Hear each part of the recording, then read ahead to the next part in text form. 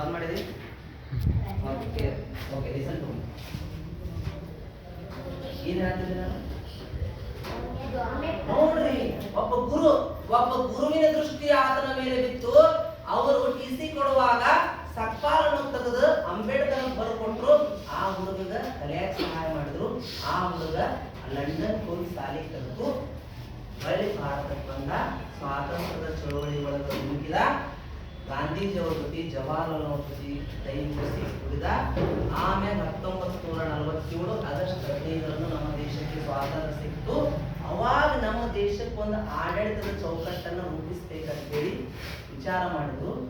ಆ ಆಡಳಿತದ ಚೌಕಟ್ಟನ್ನ ಮತ್ತೊಬ್ರು ಯಾರು ದಾಟಿರಬಾರ್ದು, ಮತ್ತೊಬ್ರು ಯಾರು ಅಲ್ಲಂದಿರಬಾರ್ದು ಅಂತ ಒಂದು ಸಂವಿಧಾನವನ್ನು, ಅದೇ ಆಡಳಿತದ ಚೌಕಟ್ಟನ್ನು ಸಂವಿಧಾನ ಅಂತ ಇರ್ತಾರೆ. ಅದ್ರ ಬಿಟ್ಟು ಹೊರಗು ಹಾಕೋದಿಲ್ಲ, ಒಳಗು ಹಾಕೋದಿಲ್ಲ. ಏನು ಸುಸುಗ್ಲೆ ಕಂಪೌಂಡ್ ಕಟ್ಟಾರ ಹಾಗೆ. ಯಾ ನಾಯಿ ಒಳಗೆ ಬರೋಲ್ಲ, ಯಾ ನಾಯಿ ಹೊರಗೆ ಹೋಗೋದು. ಹಂಗೆ ಸಂವಿಧಾನವನ್ನು ರಚಿಸಿ ಮಾಡ್ಬೇಕಂತೇಳಿ ಅಂಬೇಡ್ಕರ್ ಅವರಿಗೆ ಇಡೀ ಭಾರತ ದೇಶದಲ್ಲಿ ವಿಚಾರ ಮಾಡಿದಾಗ ಅವಾಗ ಅಷ್ಟೊಂದು ಕಲ್ತವರು, ಅಷ್ಟೊಂದು ಜ್ಞಾನ ಯಾರು ಅಂತೇಳಿ ಹುಡುಕಾಡಿದಾಗ 32, ಒಂದಲ್ಲ ಎರಡಲ್ಲ 32 PhD ಮಾಡಿ ಇರೋ ಎಲ್ಲ ಪುಸ್ತಕಗಳನ್ನ ಓದಿ ಅದು ಜ್ಞಾನವನ್ನ ಏನಪ್ಪ ಶಾರದಾಂಬೆಯ ಮಗ ಅನ್ನುವಂತ ಏಕೈಕ ವ್ಯಕ್ತಿ ಯಾರಾಗಿದ್ರು?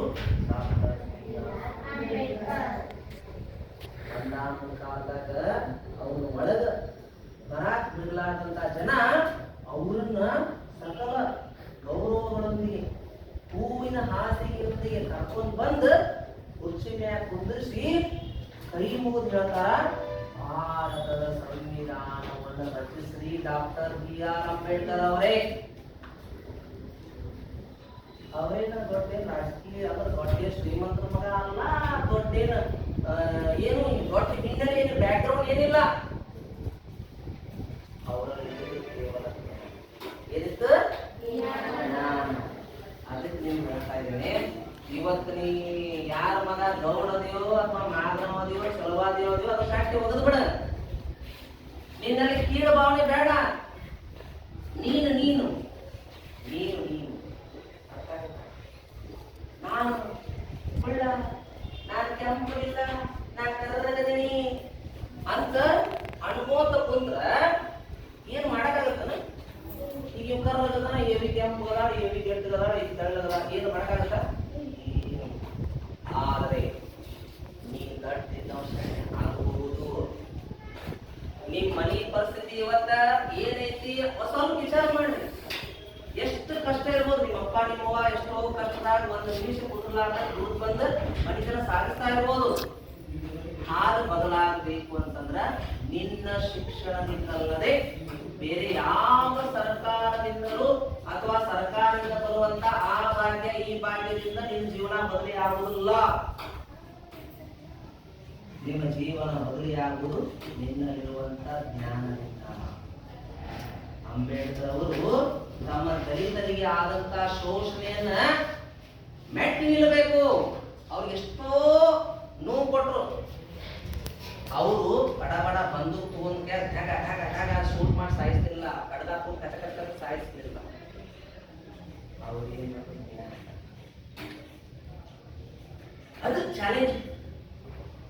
ನಿಮ್ಮೊಳಗ ಕಷ್ಟ ಎಲ್ಲ ಪಾರಾಗಬೇಕಂದ್ರ ನೀವು ಓದಬೇಕ, ಬರೀಬೇಕ. ಎಲ್ಲರ ಶಾರ್ಟ್ ದಾರಿ ಅಂತಾರಲ್ಲ, ಮೊಬೈಲ್ ನೋಡ್ಕೊಂತ ಕುಂತೆ, ರೀಲ್ಸ್ ನೋಡ್ಕೊಂತ ಕುಂತೆ, ಹಲ್ಕಿಸ್ಕೊಂತ ಕುಂತೆ, ಕಾಮಿಡಿ ಮಾಡ್ಕೊಂತ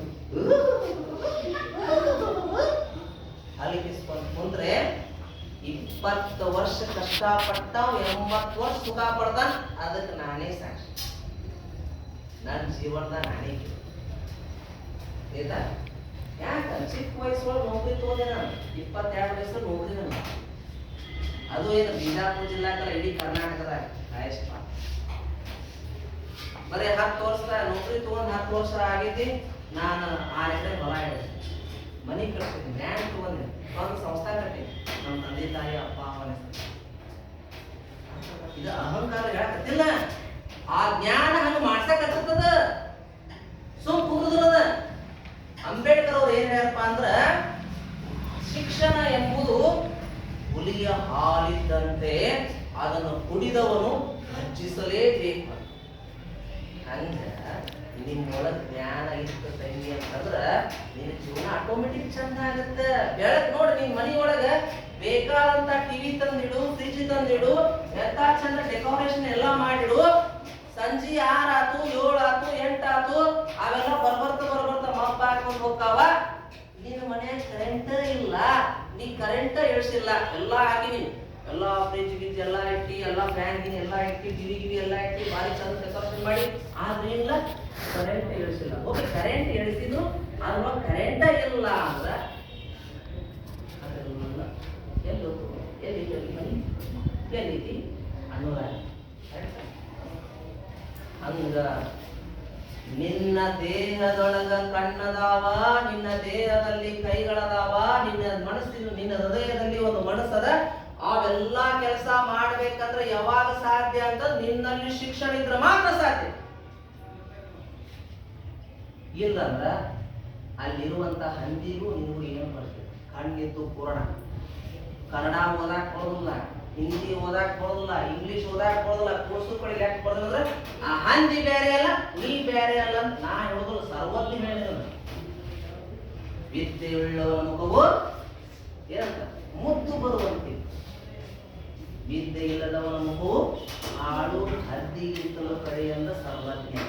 ನಾವೆಲ್ಲ ದೊಡ್ಡವ್ರು ಹೇಳ್ಯಾರ. ಅದಕ್ಕೆ ದಯವಿಟ್ಟು ಮಕ್ಕಳಿಗೆ ಈಗೂ ಏನ್ ಕಾಲ ಮಿಂಚಿಲ್ಲ. ಸರ್ ಓದಾಕ್ ಕೊಡುದಿಲ್ರಿ, ಬರೆಯಾಕ್ ಕೊಡುದಿಲ್ರಿ, ಇಂಗ್ಲಿಷ್ ಕೊಡುದಿಲ್ರಿ, ಕನ್ನಡ ಶಾಲೆಗೆ ಕಳ್ಸಿಲ್ರಿ, ಪಲ್ಸಿಲ್ರಿ ಅಂತ ಕುಂಟ ನೆಪವನ್ನ ತೆಗೆದಾಕ್ರಿ. ಆ ನೆಪ ಬೇಡ. ವಾಲ್ಮೀಕಿ ಯಾರು ಗೊತ್ತ ನಿಮ್ಗ? ಏನ್ ಬರೆದ್ರು ಅವರು? ಏನ್ ಬರೆದ್ರು ಗೊತ್ತಿಲ್ಲ? ಏನು ಗ್ರಾಮರ್ ಮಹಾಭಾರತ ಅವನು ಚಕ್ರ ಕಟ್ಟದೆ ವಾಲ್ಮೀಕಿ ಬರೆದ ರಾಮಾಯಣ, ವ್ಯಾಸರು ಬರೆದ ಮಹಾಭಾರತ. ಅವ್ರೇನ್ ದೊಡ್ಡ ಭಾರಿ ಅಲ್ಲ, ದೊಡ್ಡ ಕಳ್ಳ ಸುಲಿಗೆಗಾರ ಅಂತವ್ರು ಬರ್ದಾರ ದೊಡ್ಡ ದೊಡ್ಡ ಪುಸ್ತಕ. ಮತ್ತೆ ನೀನು ಇವತ್ತೇ ಮನಸ್ಸು ಮಾಡಿ, ಈ ಕ್ಷಣ ಮನಸ್ಸು ಮಾಡಿ. ಇಷ್ಟು ದಿವಸ ಏನಾಗ್ಯದ ಆಗೋತಮ್ಮ, ಇನ್ನು ಮ್ಯಾಚ್ ವಿಚಾರ ಮಾಡ. ಇವತ್ತಿನ ಒಂದೊಂದು ಕ್ಷಣನು ನೀನು ಖರ್ಚು ಮಾಡುವಂಥದ್ದು ಹೆಂಗಿರ್ಬೇಕಂತಂದ್ರ ರೊಕ್ಕ ಹೆಂಗ್ ಖರ್ಚು ಮಾಡ್ತೇವೆ ಹಂಗ. ಇವು ಕಾಲ ಮಿಂಚಿರ್ತಮ್ಮ, ಈಗ ಏನಾಗಿಲ್ಲ. ಏನು ಓದಾಕ್ ಬರಲಿಲ್ಲ ಅಂದ್ರು, ಬರೆಯಾಕ್ ಬರಲಿಲ್ಲ ಅಂದ್ರು ಎದಿ ಹೊಡೆಯುವಂತ, ಹಾರ್ಟ್ ಅಟ್ಯಾಕ್ ಸಾಯುವಂತ ಅವಶ್ಯಕತೆ ಇಲ್ಲ, ಅಳುವಂತ ಅವಶ್ಯಕತೆ ಇಲ್ಲ. ಅಲ್ಲಿ ಅಳುವಂತ ಅವಶ್ಯಕತೆ ಇಲ್ಲ, ಯಾರು ನೋಡುವಂತ ಅವಶ್ಯಕತೆ ಇಲ್ಲ. ಅವ್ರವ್ರ ಭಾವನೆ ಅವ್ರಿಗೆ ಬರ್ತಾವ. ಇಲ್ಲ ಮುಂದೆ ಅವು ಕೆಲವೊಂದು ಮಾತುಗಳು ಒಬ್ಬೊಬ್ಬರ ಮನಸ್ಸಿನಿಗೆ ಹೆಂಗ ಬೋರ್ ಬುದ್ಧಿದಾಗ ಹೆಂಗ ನೀರು ಬರ್ತಾವ, ಹಂಗ ಕೆಲವೊಬ್ಬರಿಗೆ ಆ ಮನಸ್ಸು ಆ ಮಾತುಗಳು ದುಃಖ ಏನಾಗ್ಯದ ಆಗಿ ಹೋಗ್ಯದ. ಆ ಇನ್ನು ಮ್ಯಾಲಿಂದ ಇವತ್ತ ನೀ ಫಸ್ಟ್ ಬಂದೇನ ತಿಳ್ಕೊಂಡ ಇವತ್ತ ನೀ ಮನೆಗೆ ಹೋದೆ ಅಂದ್ರ ಏನ್ ಮಾಡ್ಬೇಕು ಅಂದ್ರ ಫಸ್ಟ್ನೇ ಕೆಲಸ ಏನ್ ಮಾಡ್ಬೇಕ, ಇವತ್ತು ಯಾಯಾ ಸರು ಏನೇನು ಹೇಳ್ಯಾರ ಅದನ್ನ ಮೊದಲು ನೋಡ್ಕೋಬೇಕು, ಒಂದನೇ ಕೆಲಸ. ಎರಡನೇದಾಗಿ ನಾಳೆ ಏನ್ ಹೇಳಬಹುದು ಅಂತ ಮುಂದಿಂದನು ಓದ್ಕೋಬೇಕು, ಇದು ಎರಡನೇ ಕೆಲಸ. ಒಂದನೇ ಕೆಲಸ ಇವತ್ತು ಯಾಯಾ ಸರು ಕನ್ನಡ, ಹಿಂದಿ, ಇಂಗ್ಲಿಷ್, ಸಮಾಜ ವಿಜ್ಞಾನಗಳಿಗೆ ಪ್ಲಸ್ ಆಟದ ಸಲಕ್ಕೆ ಏನೇನು ಹೇಳ್ಯಾರ ನೆನಪಿಸ್ಕೋಬೇಕು, ಪ್ಲಸ್ ನಾಳೆ ಏನ್ ಹೇಳ್ಬೋದು ಅದನ್ನು ನೋಡ್ಕೊ. ಇದು ಒಂದನೇ ಕೆಲಸ.